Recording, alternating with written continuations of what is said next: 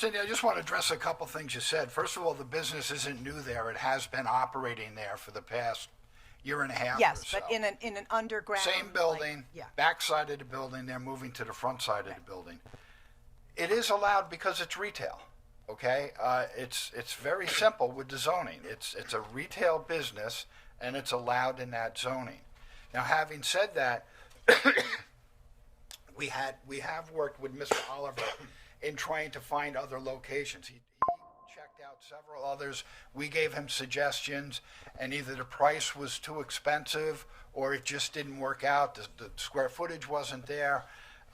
So he did look, and he looked rather hard at that. Now, having said that, there are people that may disagree with what you consider family friendly. There are people that are avid shooters that shoot as a family. Children involved in that alongside the parents.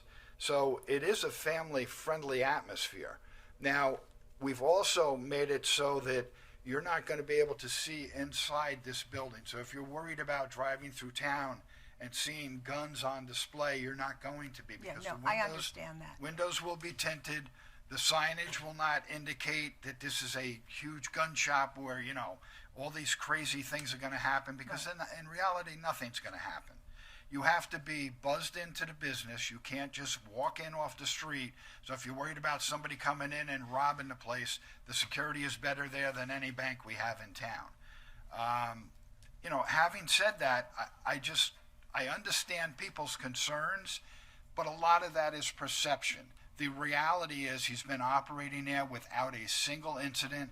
And I keep going back to Columbia Care for medical marijuana, and when I was still thinking about running as a councilman, and how the pitchforks and the torches came out in the town, how this was going to be so god-awful, there was going to be marijuana everywhere, everybody was going to be getting high, you can't put it near a school, you can't put it near a church.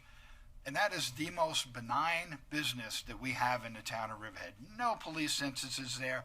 They haven't been held up at gunpoint.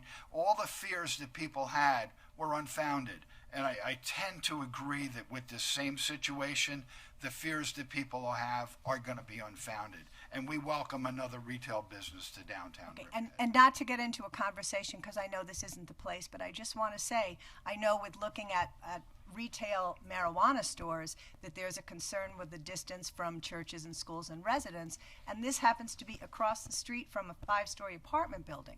So there wasn't any concern about, you know, proximity to residences with the gun shop. And to me, it all seems like kind of in the same realm of things you might be concerned about, or might not want to necessarily have to explain to your kids. Yeah, but see, with the marijuana shop, I could go in and buy the marijuana and go stand over in front of the apartment place and smoke it. Yeah. If And I you buy can't a buy gun, a gun I and can't take go that over and outside? fire the gun in front of the apartment complex. Well, you So probably could. You just got to get arrested. compare apples to apples here. Right. Okay. All right. Thank you. But yeah, I mean, it's a conversation. You're pro-gun, you're anti-gun. You But can again, talk all day about it. It's not a pro-gun, anti-gun issue. It's a suitability. The people I've been speaking to are not happy with it, and they're gun people, Tim. You know, they I have not enjoy spoken the with sport. one gun person who's unhappy with it. I will say that. Yeah. Yeah. Okay. But All right. so be it. Thank you, Cindy. Thanks for coming up.